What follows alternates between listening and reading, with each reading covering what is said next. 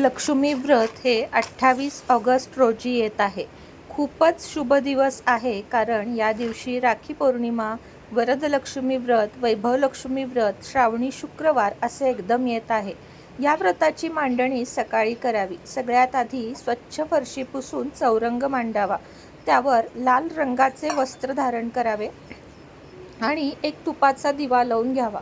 त्यानंतर संकल्प करावा, हातात पाणी, फूल, अक्षता घेऊन, की हे वरदलक्ष्मी माता, मी हे जे व्रत आहे ते अतिशय मनापासून निष्ठेने करत आहे.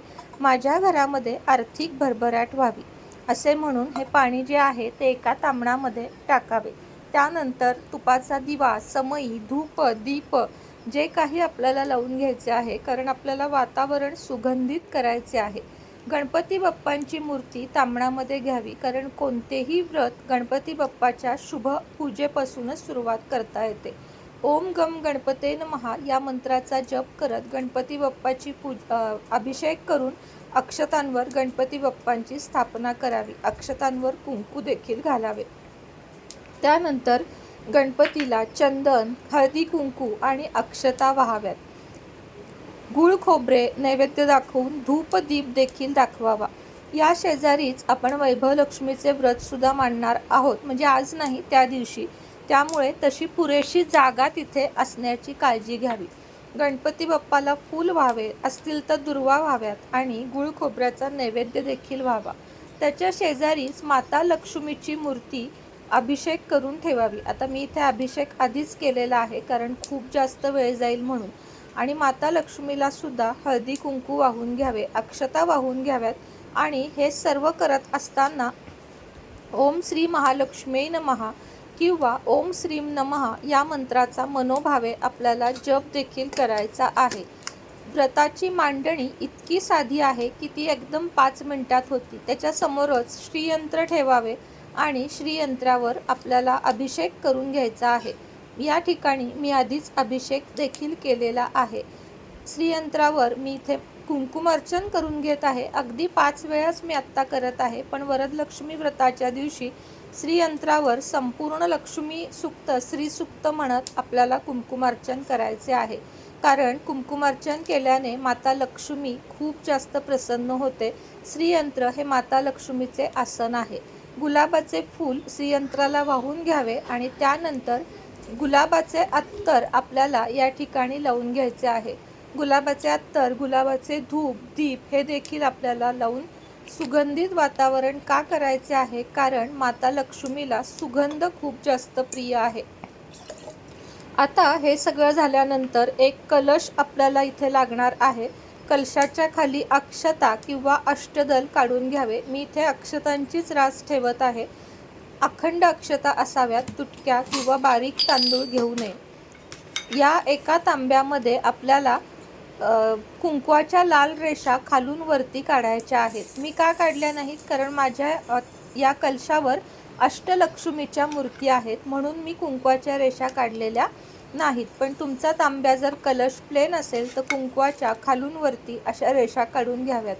तांब्या अगदी कंठापर्यंत तांदळाने भरून घ्यावा. लक्षात ठेवा की या कलशामध्ये पाणी भरायचं नाही, तर हा जो कलश आहे तो तांदळाने भरून ठेवायचा आहे. त्याचं कारण, तांदूळ हा समृद्धीचे प्रतीक आहे, म्हणून तांदळाने कलश भरायचा असतो. जशी आपण लक्ष्मी कुंचनची पूजा करताना भरतो, तसा हाताने, वाटीने कसाही भरू शकतो. फक्त भरताना आपल्याला माता लक्ष्मीचा मंत्र अखंड म्हणायचा आहे.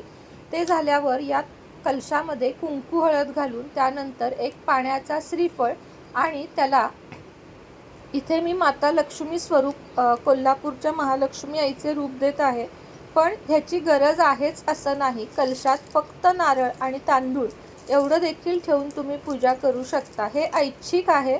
जमत नसेल किंवा नसेल तर विकत वगैरे आणत बसू नका, कारण पूजेला आणि सेवेला आपल्याला जास्त महत्त्व द्यायचे आहे. माता लक्ष्मी म्हटल्यावर तिला अलंकार देखील मी या ठिकाणी घालून घेत आहे. एक मंगळसूत्र आणि कोल्हापुरी महालक्ष्मी साज एवढे 2च दागिने मी या ठिकाणी घालत आहे. तुमच्याकडे असतील अवश्य घाला, नसतील नाही घातलेत तरीही चालेल, पण थोडासा शृंगार माता लक्ष्मीला खूप प्रिय आहे आणि म्हणून तिच्यासाठी हे सौभाग्याचं लेणं म्हणून मी हे सर्व इथे घालत आहे, पण हे ऐच्छिक आहे. इच्छा असेल तर घाला, नाही तर नाही. नुसता गजरा वेणी हे घातलं तरीही चालेल. ह्याच्यावर तुम्ही चुनरी ठेवू शकता. परत या कलशाला साडी देखील मार्गशीर्ष महिन्यात आपण नेसवतो, त्या पद्धतीनं तुम्ही साडी देखील नेसवू शकता. म्हणजे किती करायचं हे आपल्या ह्याच्यावर आहे, पण मला असं वाटतं की सेवा जास्त कराव्यात. त्यानंतर गजांतलक्ष्मीसुद्धा इथे ठेवून घ्याव्यात, कारण गजांतलक्ष्मी या अष्टलक्ष्मीपैकी एक रूप आहे म्हणून. आणि हो, दक्षिणावर्ती शंख देखील आठवणीने प्रत्येक पूजेमध्ये ठेवावा आणि घंटानाद करून आरती करून घ्यावी. नैवेद्यासाठी आपण ड्रायफ्रूट्स, फळं यापैकी काहीही ठेवू शकतो किंवा शेवयाची खीर आणि संध्याकाळी संपूर्ण जेवणाचा नैवेद्य दाखवावा. लाल फूल आणि गजरा आठवणीने वाहून घ्यावा. श्री स्वामी समर्थ. जय जय स्वामी समर्थ. श्री स्वामी समर्थ. जय जय स्वामी समर्थ. श्री स्वामी समर्थ महाराजांच्या नामस्मरणाने आजच्या व्हिडिओला सुरुवात करूया. शुभ दुपार तुम्हा सगळ्यांना. कसे आहात तुम्ही सगळे? छानच असाल अशी आशा व्यक्त करते. 28 ऑगस्ट रोजी येत आहे वरदलक्ष्मी व्रत किंवा याला वरलक्ष्मी व्रत असे देखील म्हटले जाते. काहींना वाटते की वैभवलक्ष्मी व्रत आणि वरदलक्ष्मी व्रत हे एकच आहे, पण नाही. वैभवलक्ष्मी व्रत आणि हे व्रत संपूर्ण वेगळे आहे, पण ते महालक्ष्मीचेच व्रत आहे. मात्र वरदलक्ष्मी व्रत हे वर्षातून फक्त एकच दिवस त्याची पूजा आपल्याला करता येते. वरदलक्ष्मी व्रतामध्ये काय मांडणी करायची, कशी मांडणी करायची, पूजा कशी करायची, हे सर्व मी तुम्हाला पुढं एक 5 मिनिटांना व्हिडिओ येईल, त्यामध्ये सगळं काही दाखवलेलं आहे. अगदी रितसर मांडणी. त्यात फक्त मी नैवेद्य दाखवलेला नाहीये, जो आपण खिरीचा, पुरणपोळीचा, लाडूचा, कशाचाही दाखवू शकतो किंवा 5 फळं, ड्रायफ्रुट्स असं ठेवून नैवेद्य आपण दाखवू शकतो. बाकी मांडणी अगदी साधी सोपी आहे. आता ज्यांना वैभवलक्ष्मी शुक्रवार करायचे आहेत त्यांनी याच कलशा शेजारी वैभवलक्ष्मीचा, कारण बाकी मांडणी आपल्याला हीच हवी आहे, जसं की लक्ष्मीचा फोटो, मूर्ती, गणपती बाप्पाची मूर्ती, फोटो, हे सगळं आपल्याला तेच लागणार आहे.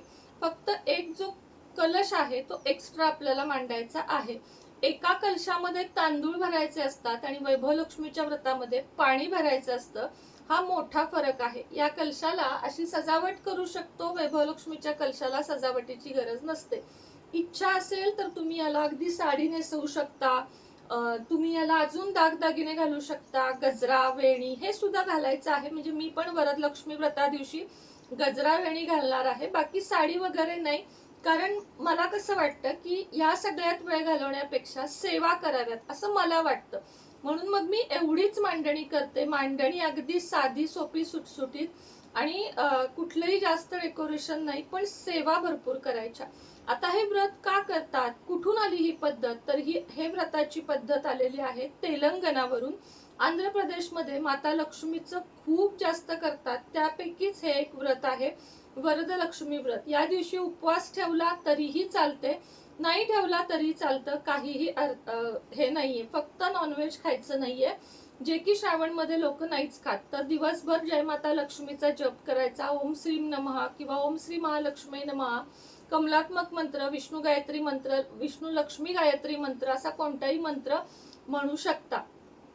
आता ही पूजा मांडताना एकच फरक आहे की हा कलश पाण्याने न भरता तांदळाने भरायचा. जसं आपण कुंचन सेवा भरतो, पण कुंचन सेवेमध्ये बाकी वस्तू पण असतात, यामध्ये काही कुठल्या वस्तू नसतात. व्रत करण्याची सोपी साधी पद्धत आहे.